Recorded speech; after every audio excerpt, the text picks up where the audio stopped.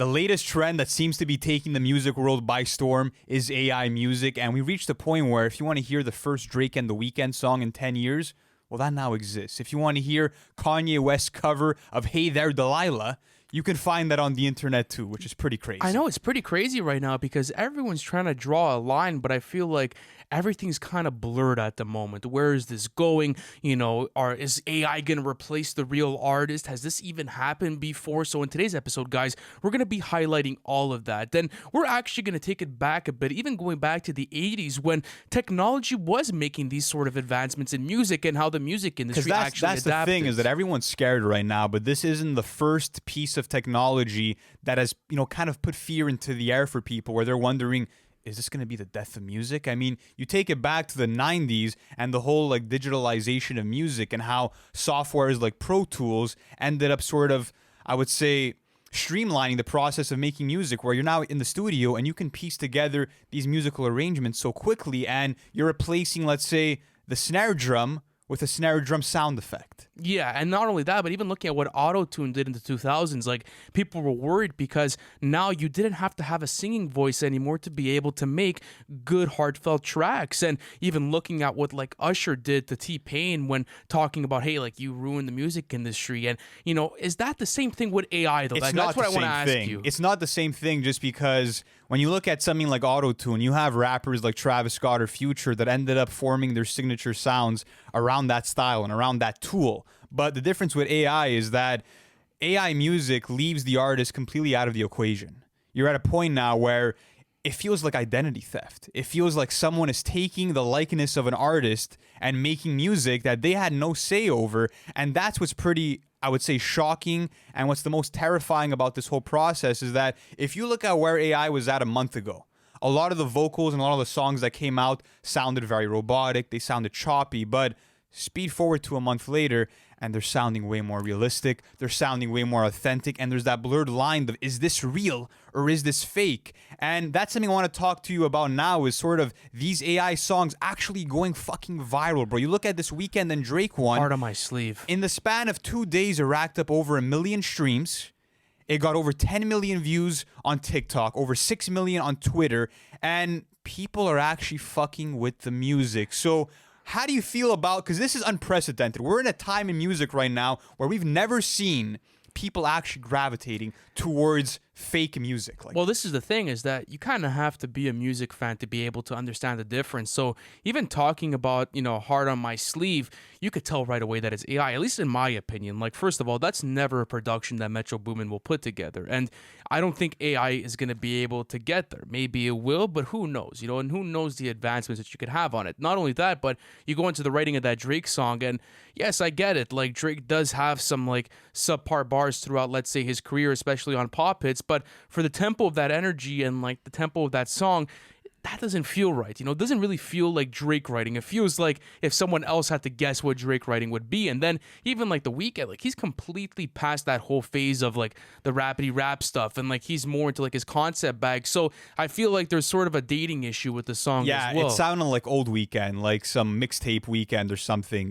But yeah, speaking about this whole, how authentic does it sound? Can people actually not tell the difference? I'll tell you this, for the Drake and Weeknd one, it was pretty distinguishable to be able to tell, this is not them. But I was scrolling one day and someone put up a tweet saying, new unreleased Travis Scott music. And I played the song, and it was called Hypnotize or something. And for a good 10-15 seconds, it had me going, especially with someone like Travis, who uses a lot of auto-tune and already has these computer-generated vocal effects. Those are the types of artists we have to be worried about, because you can pull it off with someone that already alters and modifies their voice. But someone like a Frank Sinatra or a Whitney Houston, maybe we're not seeing so many of these covers from them because their voices are maybe more difficult to replicate. But then you see AI. Tupac, let's say, going on something like Otis, and you see Biggie going on something like Somebody I Used to Know, and you're wondering, well, okay, this sounds robotic, but how far is it really going to get? And the record labels are super scared right now. So there's the whole thing of Universal actually trying to step in and actually put laws and trying to have some sort of logistic control over what's happening, because using someone's voice is low-key free game. You could do whatever you want. There's no copyright laws for using someone's voice, and that's what's fucking scary. So the only reason why they were able to take that song off of streaming platforms, the Drake and Weeknd one, is because They're claiming that the AI creator ended up taking catalog songs from Drake and The Weeknd to use them as reference vocals to create this new song. But how is this going to sort of shape up in the future? Like, who's going to have ownership over these tracks? I think that's what's the most concerning. But what's interesting too, though, is just the fact that we're seeing these songs go viral. We're seeing all these covers of like Ariana Grande doing Kill Bill, and there seems to be a demand for them. That's what's scary to me. So let me ask you this, like, do you view this as more of a little phase that won't last long, or do you think that there's going to keep being a demand for this music and fans are actually going to want to listen to these records? Well, maybe you could see it almost like cryptocurrency to a certain extent, where like, yes, like the hype was big at a certain point, but now like the market has obviously gone down a bunch and like the hype around it isn't as real. And I think that people don't only buy into the sound. You know, people don't only buy into the music of an artist. They buy into the personality. They buy into the branding. They buy into the movement and the clothing and everything else that goes on with it. So, I mean, is that culture being replaced? I'm not sure at the moment. And even at that, like, I feel like what's probably going to happen is artists are going to start to adapt. They're going to have to start learning how to use these tools to be able to do it, because to a certain extent, like, they're already using AI to create these songs for themselves. So maybe at a certain point, the process just gets completely streamlined through AI, but they're the ones behind the driver's seat. So how would you feel about that if the artists themselves started using the AI to be able to make their own music? I think that if that does go down, it's going to be maybe 6 months from now or a year from now to a point where we truly cannot tell the difference between AI music and the real artist music. And that's when you might get an artist who's lazy one day and be like, you know what, let me write this song and I don't even got to fucking record it in the booth. I'll make AI take care of it. And that's what's scary, is that I feel like those blurred lines are going to stay intact and we won't even know what's real and what isn't. But this takes me to another point, which is, do we think that AI will replace real human artists? And to be honest with you, I feel like the answer is no, just because, especially when listening to it in the state that it's at right now, there's a certain emotion. There's a certain passion that you don't hear out of these AI robots that are delivering these rhymes and these words. And I feel like when it comes to us as consumers and listeners and why we fuck with music, we find music impressive because humans are behind it, because we can relate to the human experience and the fact that someone is talented enough to be able to sing a ballad or to be able to play a guitar riff. Yeah, not only that, but let's say the perfection of the music, right? Let's say it does get to a perfect point where the production is perfect, the singing is perfect, the writing is perfect. I feel like as a music listener, I listen to the music to also listen to the imperfections. Yes. And to listen to everything else that goes with it. So example, like looking at XXXTentacion.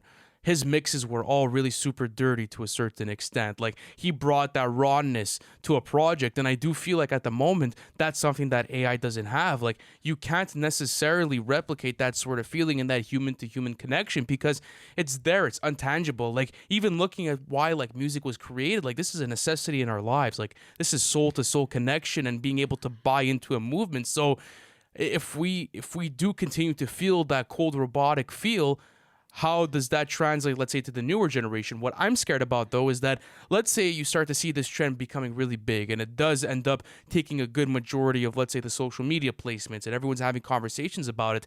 Maybe this new young generation that's coming up is going to get accustomed to that. And be like, oh, okay, when I get older, all I'm going to listen to is this AI music. You know, and even I'm not sure if you saw this, but the thing with Ghostwriter, the guy that ended up making Heart on Your Sleeve, he commented, he was like, I was a ghostwriter in the industry for years and I never got paid. Like, time for revenge now. Like, if that's the basis on why you're making music, like, I can't fuck with that, because to a certain extent what's going to happen is that a lot of these AI creators, they're probably going to want to brand themselves, they're probably going to want to get recognition for this, and I'm not sure how that's going to stick within the public eye and how people are going to view that going down the line. So yeah, it's kind of all over the place. It is all over the place, and it's cool because a lot of like music community members right now are kind of rallying together and saying, don't support this music. This is cancerous to the state of the music industry. And I like that. But at the same time, I was looking at this cover for Michael Jackson doing Get Lucky by Daft Punk. And I was reading some of the top comments. And they were saying, this sounds exactly the same way Michael made his demos. Or, that's crazy. AI brings MJ back to life. Or, his voice fits the song so well. Technology is so cool. So I feel like it's going to come to a point where people that don't fuck with the AI are not fucking with it because they know that it's AI and they know that it's not human. But once we don't know, people are just going to be like, this is quality, this is quality music. I think you will know. I think it could reach a point where you don't know. But the only thing is that it'll never replace humans, just because when you're looking at the overall scope of what an artist offers, you won't ever have an AI that's able to perform in front of live audiences. You'll never have an AI who's able to have... Maybe a hologram. You never know. They've done the holograms before. You'll never have that human-to-human connection of having a meet-and-greet experience. So basically, You know all what I this mean? takes is for humans to say, fuck it, like, I don't want to experience any more human-to-human connections. That would be the drawing line, is like, that Yeah. would no longer have to be a need in music anymore, which is pretty scary. It's also if it gets to there, like, it's that's also about fucked. relating to an artist, you know, seeing what kind of person they are through their interviews, through their freestyles. Like, there's so much that gets lost by just keeping it to a sound file. You know what I mean? So I don't think we're going to reach a point where it ever replaces humans, but I do think that this is here to stay. I think that we have to adapt and embrace the fact that AI music will be a mainstay to some degree. Again, if that's the artist using it or if that's the labels using it. And that's where I think it gets dangerous, is that I think that these record labels are always looking for a way to make a quick buck. And I think that what's going to end up happening is that certain record labels are going to exploit this, and they're going to try to make a super rapper or a super artist who is perfect in every way and who is able to sort of analyze and study trending sounds See, I don't think it's and gonna make be like hit that. records. I don't think it's going to be like that. I think that they're always going to keep a human in front of the imaging and branding and marketing of it, but the creation process behind closed doors is probably going to be through AI. Like and a integration. Milli Vanilli type of situation. Exactly, where like it's just too hard to tell. Like then you start playing like, you know, cat and mouse and trying to chase the truth, and you never really get to it because then everything's up in the air. Like, nah, bro, I've been using the same programs that I've been using forever, but the person didn't even have to be in that room to record. Not only that, but a big problem for record labels is actually scheduling or timing with artists and having them drop on time and being in a creation mode. Like now that doesn't have to be a thing anymore. Like you could low-key have your artist just do the press and start doing the marketing and then have as little time in the studio as he or she needs to be able to have, and you could still generate the product out there. Like that's probably what's going to happen. So it does fix problems, but it also takes away from the quality. I think this is going to be like a jackpot for songwriters that make songs for other artists. So whether that be writers, ghostwriters, whatever the case may be, I feel like this is such a great move for them, because instead of just being able to pitch a sheet of music with some lyrics on it or being able to pitch a production, whatever it is, now they can literally say, I wrote this verse for you. I'm going to make you listen to it with your voice delivering them, and then you can see if you can connect to it and if you want to use these lyrics. Absolutely. And once that happens, the reference track takes on a whole new shape of its own, where I feel like the artists are going to gravitate towards those pieces of music way more, because they'll be able to see in front of them what that track would truly be like. That's true. Or because I mean, like reference tracks are always a thing, and sometimes they just lay down their own vocals. But to be able that's to the like difference. Now you get to hear yourself and be like, oh fuck, you know what? I actually did sound good that could be rapping those really cool. lyrics. So But listen, I want to ask you one more question before we actually end this episode off, bro. I have a question for you. Okay, are you scared or not? Like, how do you feel about the whole situation? am I scared or not? I'm scared that us as people, we just lose all ethical standpoints and be like, you know what? This music is hard. I'm supporting it. Drake hasn't dropped in 5 years, so I'm going to listen to all this AI shit, and I'm not even going to care when Drake drops new music because the AI stuff is better. And you're starting to see those narratives where it's like people are saying that this new song is better than some of Drake's recent efforts. That's what I'm scared of, is people kind of not giving a fuck about who's delivering them the art.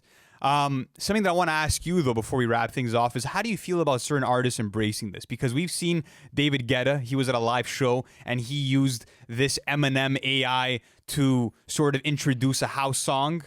You also seeing someone like Hit Boy, who's, you know, actually taking one of his own songs and making Kanye deliver it, and you see him vibing out in the studio. So how do you feel about artists kind of openly accepting this new technology? People do what they want.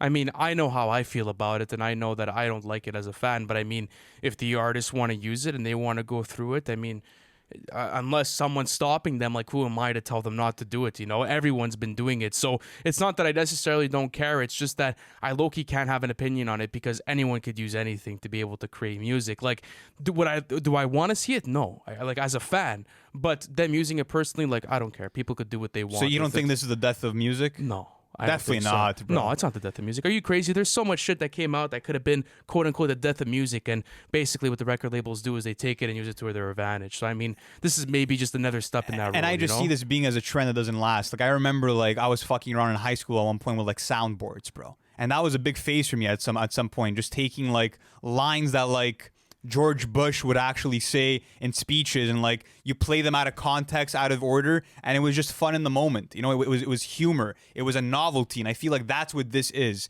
This is something that's brand new to us, but at a certain point, it's gonna start feeling old. But guys, the conversation is now left up to you guys. Let us know in the comments, how do you feel about this new AI craze? Do you feel like it poses a real threat to artistry and the art of music? And if you guys did enjoy this video, make sure to hit that thumbs up button, hit the subscribe button if you guys want to see more conversations just like this. And thank you endlessly for all the support on the channel. More videos just like this on the way. Thank you guys, and we'll catch you in the next one.